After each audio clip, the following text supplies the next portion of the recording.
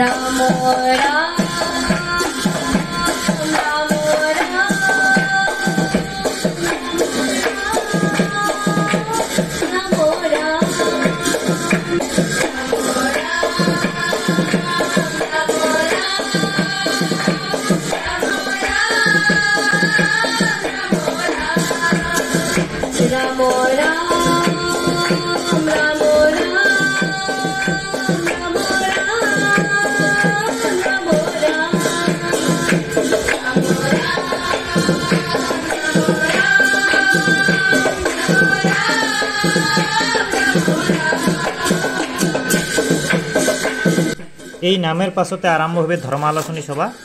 সবাই আইসো আমরা ধর্ম আলোচনী সভার দৃশ্য দৰ্শন কৰি।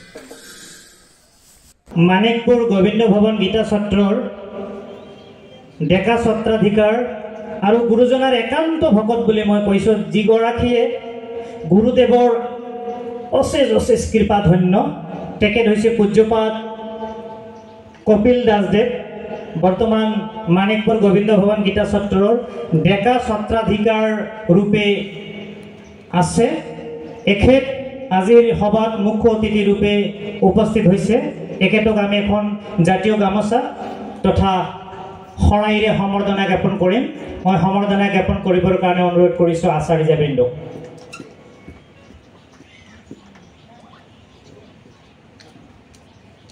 গামোচাখন আগত।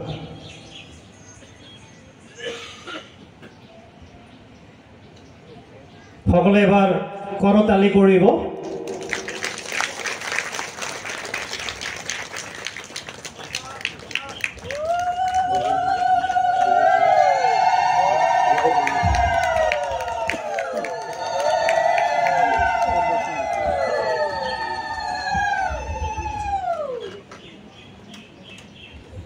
এতিয়া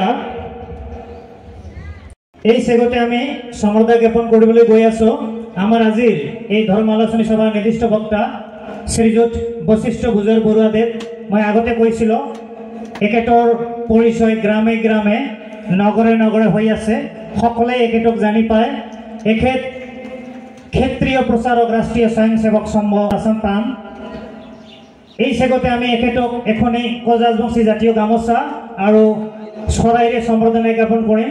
মই সম্বৰ্ধনা জ্ঞাপন কৰিবলৈ অনুৰোধ কৰিছোঁ আমাৰ আয়তীসকলক। কৰতাল কৰিব সকলোৱে এবাৰ।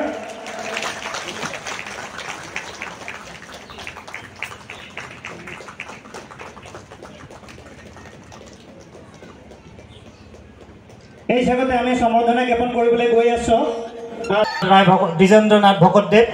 বৰ্তমান এখেত কোচ ৰাজবংশী সাহিত্য সভাৰ সভাপতিত্বৰ পদ অলংকৃত কৰি আছে। সকলোৱে এবাৰ কৰতালি কৰিব।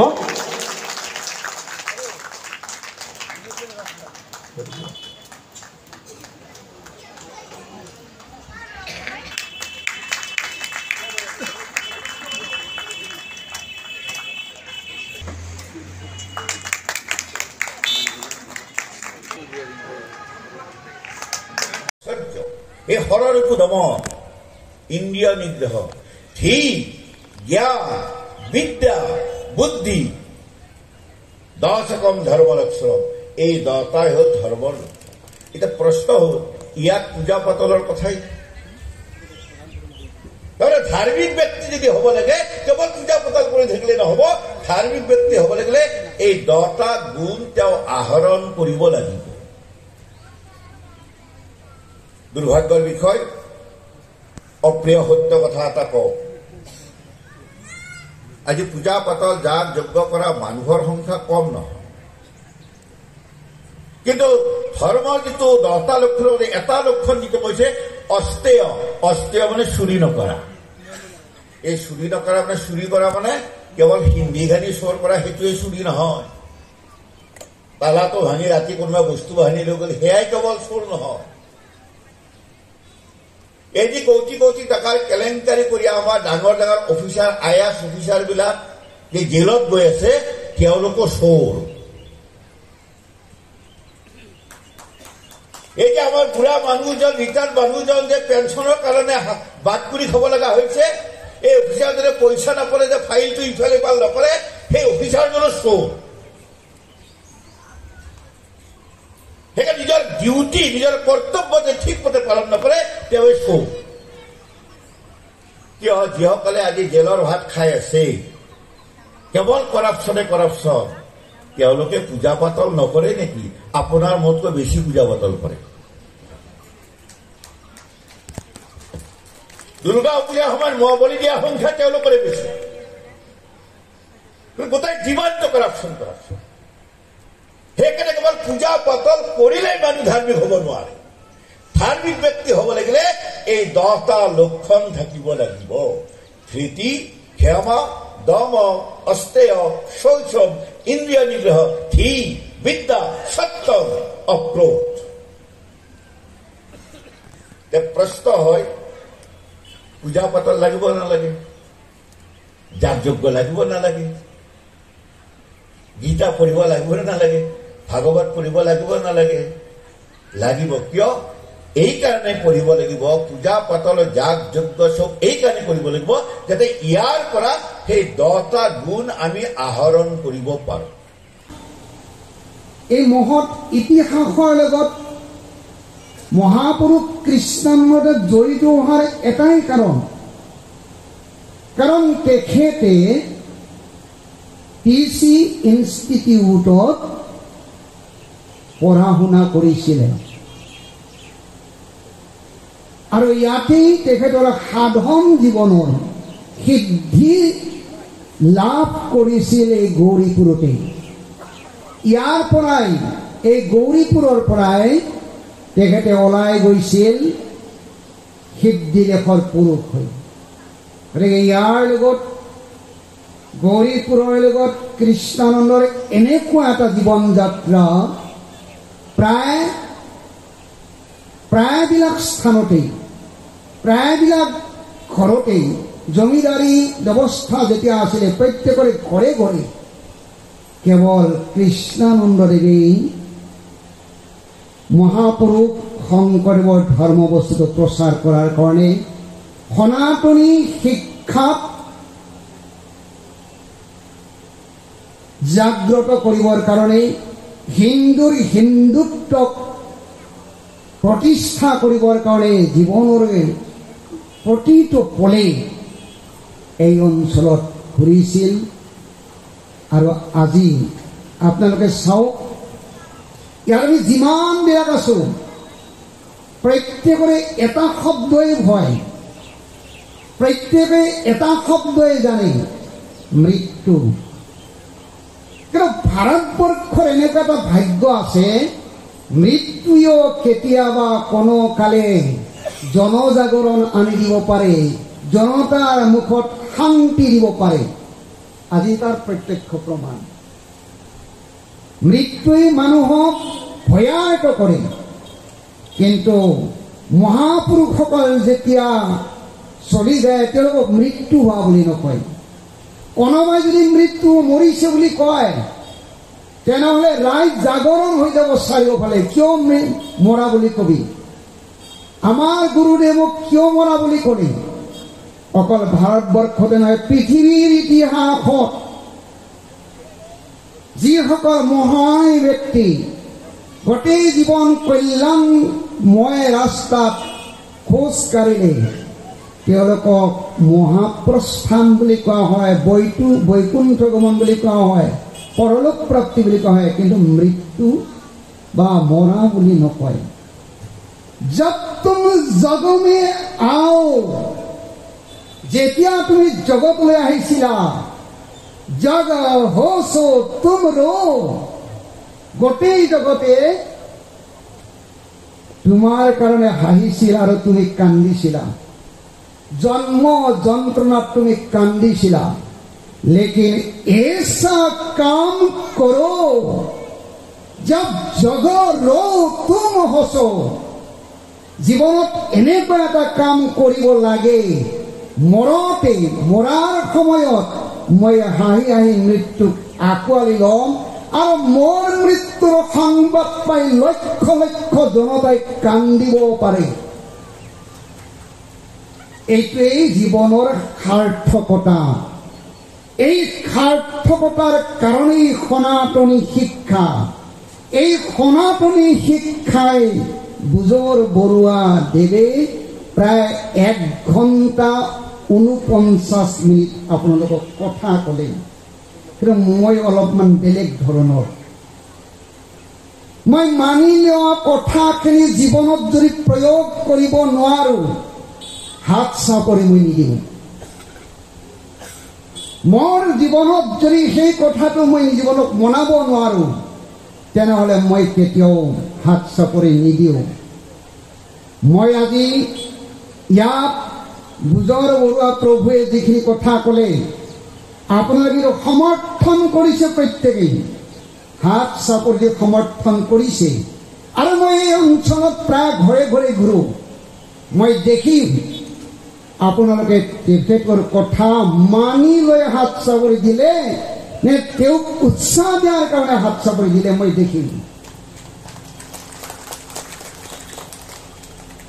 মহাপুৰুষ শ্ৰী শ্ৰী কৃষ্ণানন্দ দেৱৰ ৩৩ সংখ্যক তিৰোভাৱ তিথি উদযাপনৰ আজিৰ এই সমিতিৰ সভাপতি তথা আজিৰ এই সভাৰ সভাধ্যক্ষ পৰম আদৰণীয় ৰায়দেৱ বা পৰম আদৰণীয় আমাৰ গোবিন্দ ভৱন গীতা সত্ৰ মানিকপুৰ সত্ৰৰ ডেকা অধিকাৰ কপিল প্ৰভু, আমাৰ বিশিষ্ট লেখক সাহিত্যিক ডক্টৰ দ্বিজেন্দ্ৰনাথ ভকতদেৱ প্ৰমুখ্যে অতিথিসকল, আগত বহি থকা আইসকল, বাপুসকল। কথা হল মহাপুরুষ মাধবদেব একটা কথা লিখছে, বলে সেই সে দিনক ভাই দুর্দিন বুলিয়া বাণী মেঘাচ্ছন্ন নহয় দুর্দিন, হরি কথা সম্যক আলাপর আছে যিটোদিন হয়েও বিহীন। অর্থাৎ ওই দিনে দুর্দিন নাহায় যেদিন মেঘ হয়, আর ওই দিনও সুদিন নাহায় কি যেদিন হরি কথা সম্যক রস কীর্তন আলাপ আলোচনা নাহায়, ওইটাকে দুর্দিন বুলি মহাজন সকলে কয়া গেছে। গতিকে আজি কি সুদিন এই মহাপুরুষের কথা মই আমরা প্রায় ছোট থেকে পাচ্ছি, প্রায় জ্ঞান হওয়ার থেকে ক্লাস 6-7 থেকে পাচ্ছি। আর শেষত যা খুব একটা অতি আন্তরিক সম্পর্ক হল, খুব একটা যার জন্য এলাও মনত পড়ি থাকে আর কি কথাগুলা। যে কথা হল পুরুষ পৌরুষেরও কিছু নই, কৃষ্ণর প্রসাদে সমস্ত হই। অর্থাৎ আপনার মোর কারো করিবার কিছু ইচ্ছা নাই, এই রসের যায় রসিক তাহে আসবে। গতিকে কি দর্শনাৎ ভবতি পূর্ণ, দর্শন হলেও পূর্ণ হয়। সাধু গুরু বৈষ্ণবের কৃপা দর্শনের দ্বারা হয়। গতিকে আজি এটি সমবেত হয়েছিল কৃষ্ণানন্দ মহাপুরুষ প্রভুর আজি তিরোভাব তিথি, আজি তার জন্য এই মহা আয়োজন।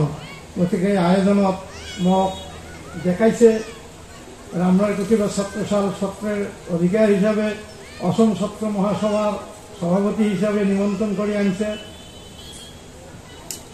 মই অসম সত্র মহাসভার সভাপতি হিসাবে মই মন আন্তরিক ধন্যবাদ জানাইছোঁ। উপাধি মহাবেদী বুলি কয়, উপাধি বেদী, কারণ যদি বিদ্যা ন বিদ্যতে, গতিকে বিদ্যা যদি না থাকে উপাধি মহাবেদী। তা যে হোক, মহাপুরুষ মাধবদেবে একটা সুন্দর কথা লেখছে একখানে, যে শুনা সভা সদপদ যুবতী বচন হরি ভকতির আদি জানিবা শ্রবণ, মহন্তর মুখে কথা শুনা প্রথমত কেবেহে পাই ভকতির তত্ত্ব। কথা শুনিলে সে দুসে মনের সংশয়, কৃষ্ণর সেবাত রতি তেবে সেবা হয়। জানি হরি কথা শুনা মহন্তর মুখে, বোলার আমরা মতেবে তরিবাহা সুখে। মহাপুরুষ মাধবদেবে লিখছে কথা শুনলে কি হয়, মনের সংশয় দূর হয়, আর কৃষ্ণের রতি তখন সে হয়। গতিকে আজি আমরা যে শুনলাম, বা আজি এই উৎসব সমিতি তোমার গেলে শোনায় আমার বুজর বড়ুয়া মুখ দিয়া, তারপরে আমার মাননীয় কপিল প্রভু মুখে যে এই অমৃত বাণী শুনলাম, মই শুভেচ্ছা বারে দেখছাম, there are two kinds of nectars in the world like fruits in the world. কি খুব দুর্লভ অমৃত, একটা হল সাধু সঙ্গ আর একটা হল মহান গ্রন্থ। এ পাওয়া নাদার টক করে টাকা পয়সা হলে বা কি পকেটত পয়সা থাকলে মেলা চার দোকানত খাওয়িয়ে পাওয়া যায়, বন্ধু বান্ধব পাওয়া যায়, চা খাওয়াই দেয়। কিন্তু সৎসঙ্গ আর কি সৎ বুক বা সৎ কিতাব সৎ গ্রন্থ পাওয়া খুব দুর্লভ। তা যে হোক, আজি দুটাই হল, আজি কি সুন্দর স্মৃতিগ্রন্থ ছাপাইছে তাক প্রকাশ করেন। আজি কপিল প্রভুর মুখে যে বাক্য বাণী শুনলাম আমরা, আমার বুজর বড়ুয়া বাক্য যে শোনালে বুজর বড়ুয়া দেব, ইয়াতে আমরা আসারণ সগায় তৃপ্ত হচ্ছে। গতিকে এই তৃপ্তি নিয়ে কেন করি আমার এই মহাপুরুষ শ্রী শ্রী কৃষ্ণানন্দ দেবের বাণী পালন করে পাই, তাকে আপনারা চিন্তা করবেন। মই একটা কথাই কবার চাং, আজি দেশত সমাজত আমাৰ মাজত এই মতন মহাপুৰুষেৰ খুব অভাব। আজি আমার মতন মানসি হে সাধারণ লোকগুলো আছে, কিন্তু কৃষ্ণেন্দ্রদেবের মতন মহাপুরুষের আমার আজি দরকার হয়েছে। তার দায়িত্ব বা তার চিন্তা মাতৃসকল প্রভু সকল করা লাগে, যাতে এমন মহাপুরুষ আসে যাতে আমার সমাজক শান্তি জ্ঞান ভক্তি দান দিবা পায়। কৃষ্ণেন্দ্রদেবের যে বই বাইর হয়েছে নিশ্চয় করছেন, কি করছে কি না করছে মুইও অল্প জানো বলে কথা না কম। তবে উত্তরবঙ্গ বহুত কাহিনী এক কৃষ্ণপ্রমতে বলিয়ান হয়া কি নাম ঘোষা প্রেমামৃত লেখি দিয়ে গেল, তারপরে গীতা খান লেখি থিয়া গেল, অনুবাদ করে থিয়া গেল। কি সুন্দর কথা দিয়ে গেল। গীতা কি কইছে, গীতার বাণী কেমন করে পালন হবে তাক চিন্তা করা লাগবে। ভগবান কৃষ্ণ কি কইছে, সর্বধর্মান পরিত্যজ্য মামেকং শরণং ব্রজ অহং তাং সর্ব পাপেভ্যো মোক্ষাস্মি মা শুচহ। মহাপ্রভু শ্রী চৈতন্য মহাপ্রভুর বাণী, কৃষ্ণ এক সর্বস্বয়, কৃষ্ণ সর্বধাম, কৃষ্ণের শরীরে সমস্ত বিশ্বের বিশ্রাম, কৃষ্ণস্তু স্বয়ং ভগবান। গীতা কইছে যে গছের গোড়ত যদি জল দেওয়া যায় ডাল পাত সগায় পায়, সগায় সন্তুষ্ট হয়। ওদের কৃষ্ণ ভক্তির দ্বারা আমরা তরি যাম। হরের নামইব কেবলম নামইব কেবলম কলৌ নাস্তেব গতির অন্যথা। মূকং করতি বাসলং পঙ্গু লঙ্ঘয়তে গিরিম ইয়াত কৃপাতমাহং বন্দে পরমানন্দ মাধবম। পরম শ্রদ্ধেয় আজির সভাত উপস্থিত মাননীয় সভাপতি তথা আমার সত্র মহাসভার সভাপতি মাননীয় সত্ৰাধিকাৰ প্ৰভুজনা আৰু আই মাতৃসকল যিসকল মোৰ সন্মুখত উপস্থিত আছে আৰু বিশিষ্ট ব্যক্তিসকল, যাৰ আছে পূৰ্ণ অসংখ্যাত শিখে পাতে কাণ কৃষ্ণৰ কথাত শংকৰদেৱে কৈছে। যিসকল ব্যক্তিৰ পূৰ্ণ আছে অসংখ্য পূৰ্ণ, সেইসকল ব্যক্তিয়ে কৃষ্ণ কথাত কাণ পাতে। গতিকে আমি যিসকল পুণ্যৱান ব্যক্তি তেওঁলোকে ইয়াত আহি আমি এই ভগৱত কথা কৃষ্ণ কথা ধৰ্ম কথা শুনিছো। কাৰণ এইটো পূৰ্বজন্মৰ সংস্কাৰৰ কাৰণেহে আমাৰ এই কাম আমি কৰিব পাৰিছো, নহলে আমি নোৱাৰিলোহেঁতেন। তিনিজনা বক্তাই সুন্দৰকৈ বহুত কথা কৈছে। আজি যিজনা পুৰুষৰ তিৰোধান তিথি, সেইজনা পুৰুষ অসম বংগ দুঠাইত অসমৰ পৰা পশ্চিমবংগলৈকে তেখেত ধৰ্ম প্ৰচাৰ কৰিছে। আৰু তেখেতে শংকৰদেৱৰ লেখীয়াকৈ মহাপুৰুষ শ্ৰীমন্ত শংকৰদেৱ ধৰ্ম প্ৰচাৰ কৰিছিল, সত্ৰ অনুষ্ঠান প্ৰতিষ্ঠা কৰিছিল। আৰু এইজনা পুৰুষে গীতা সত্ৰ প্ৰতিষ্ঠা কৰিছে অসম বংগ গোটেই অঞ্চল প্ৰচাৰ কৰিছে। এইজনা পুৰুষৰ ক্ষেত্ৰত দুটা ফোন নম্বৰ আছিল। তেওঁ সকলোকে এই ফোন নম্বৰবিলাক দিছিলে, কিন্তু সকলোৱে পাহৰি গৈছে। যিসকল চৈতন্যপন্থী আছে তেওঁলোকৰ ফোন নম্বৰটো লওক, 16 নাম 32 অক্ষৰ। আৰু যিসকল মহাপুৰুষীয়া মানুহ আছে, শংকৰদেৱৰ মানুহ আছে, তেওঁলোকৰ ফোন নম্বৰটো হ'ল 4 নাম 8 অক্ষৰ। বাসকল এই ফোন নম্বৰটো আপোনালোকে সদায় কৰি থাকিব, ফোন কৰি থাকিব, মিছ কল। ভগৱানে হয়তো এদিন দেখিব যে ইমানবোৰ মিছ কল কোনে দিলে। যেতিয়া এই ভগৱানে দেখিব যে ইমানবোৰ মিছ কল আমাৰ ফোনত আহে নহয়, ইমান মিছ কল আহে, আৰে ইমান মিছ কল মাৰিছা, তোমাক ফোন কৰোঁ, মই মিটিঙত আছিলো, অমুকত আছিলো, কামত ব্যস্ত আছিলো। বাসকল আমি সকলো সংসাৰৰ কামতেই ব্যস্ত থাকো, এই ফোন নম্বৰটো ভুলি যাওঁ। এই 16 নাম 32 অক্ষৰ আৰু 4 নম্বৰ অক্ষৰ এই কপিল বাসকলে জানে, আমাৰ বশিষ্ঠ গুজৰপুৰৰ বাপ জানে, আমাৰ সত্ৰাধিকাৰ বাপ জানে, কিন্তু এই ফোন নম্বৰটো আমাক কোৱা নাই। গতিকে এই ফোন নম্বৰটো দি মিছ কল কৰিব, কেনেকৈ পাম এই কথাটো ভাঙি পাতি ক'বলৈ হলে আমি এই বুজুৰ্গবোৰৰ এটা কথা কৈছিল, আপোনালোকে মন কৰিছে নে নাই? আপোনালোকে নিজক প্ৰশ্ন কৰক। প্ৰশ্ন কৰিলে আপোনাৰ ফোন কলটো কৰিব লাগিবই, যে আপুনি ফোন কৰিব, আমি ক'ৰ পৰা আহিছো, ক'লৈ যাম। আপুনি নিজক প্ৰশ্ন কৰকচোন। বাসকল মোক দেখক, আপোনালোকে এজন মানুহ থিয় দি আছে, তাত চাওক, এটা প্ৰশ্নবোধক চিন, এটা প্ৰশ্নবোধক চিন, প্ৰতিজন মানুহ এটা কৰি প্ৰশ্নবোধক চিনৰ দৰে থিয় হৈ থাকে। এই মানুহজনক প্ৰশ্ন কৰক যে আপুনি ক'ৰ পৰা আহিছে, ক'লৈ যাব। নিজক প্ৰশ্ন কৰক আৰু বেলেগক প্ৰশ্ন কৰক, ক'ৰ পৰা আহিছে, ক'লৈ যাব। কোনেও দিব নোৱাৰে। এই কথাটোৰ কাৰণে উপনিষদ বিলাক সৃষ্টি হৈছে। এই কথাটোৰ কাৰণে আমি আমাৰ বুজুৰ্গবোৰে কৈছে মূল এটা বস্তুৰ পৰা আহিছো, সেইটো শংকৰদেৱ আৰু মহাপুৰুষসকলে কৈছে পৰমাত্মা আৰু আমি জীৱাত্মা।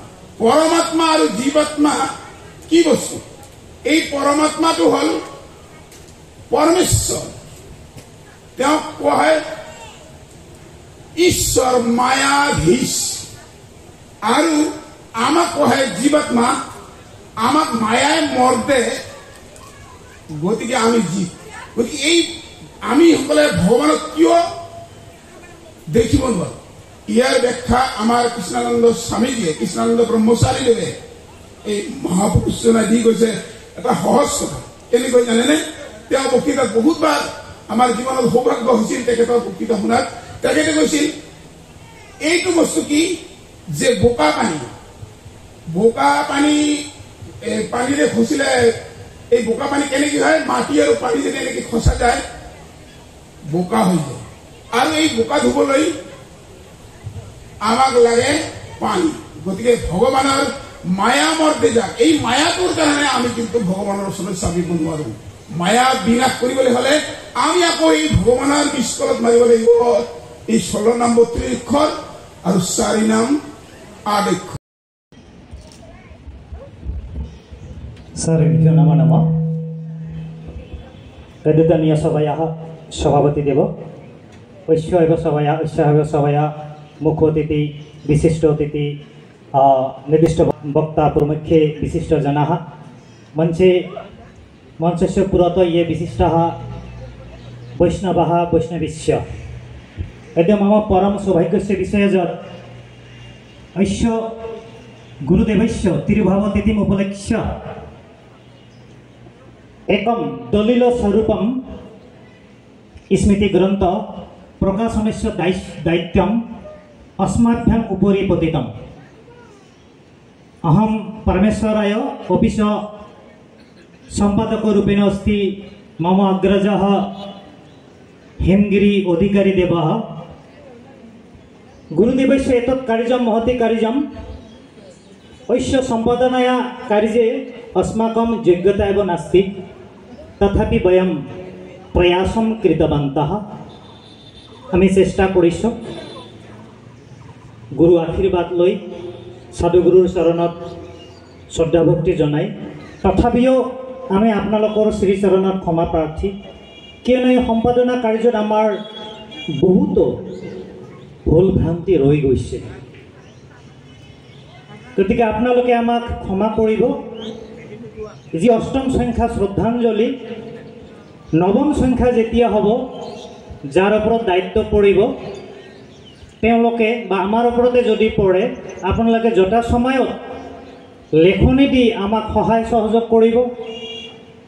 এই आशा लई आमी पुनराय आमार वैष्णवी मंडलीर चरणत नतमस्तक प्रणाम निवेदन करि श्रद्धांजलि उन्मोचনৰ কাৰণে आमार जी उन्मोचक और आजिर सभार सभापति श्रीजुत मनीन्द्र कुमार रायदेव, आमार मुख्य वक्ता पूज्यपाद कपिल दासदेव, आमार विशिष्ट वक्ता पूज्यपाद जितेन्द्रनाथ प्रधानीदेव, आमार निर्दिष्ट वक्ता श्रीजुत वशिष्ठ भुजर बरुआदेव, प्रवीर कुमार बरुआदेव समन्विते सकलोके मैं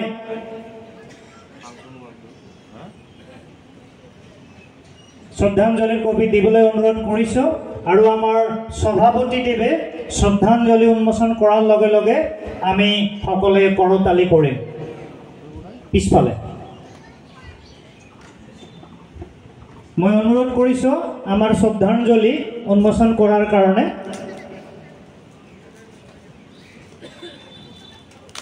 श्रद्धांजलि एखन नवम अष्टम संख्या इतिमध्ये 7टा संख्या प्रकाशित हो गई। এইটো अष्टम संख्या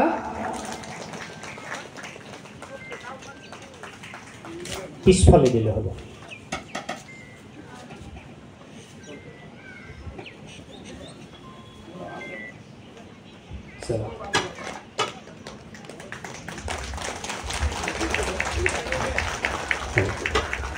এইটো আমাৰ শ্ৰদ্ধাঞ্জলিৰ 8ম সংখ্যা। ইতিমধ্যে বিশিষ্ট বৈষ্ণৱ মণ্ডলীয়ে এই শ্ৰদ্ধাঞ্জলি উন্মোচন কৰিলে। এই চেগতে মই আমাৰ উন্মোচক শ্ৰীযুত মনেন্দ্ৰ কুমাৰ ৰায়দেৱক এই শ্ৰদ্ধাঞ্জলিৰ বিষয়ে সংক্ষেপে 2 আখৰ বক্তব্য ৰাখিবলৈ মই অনুৰোধ কৰিছোঁ।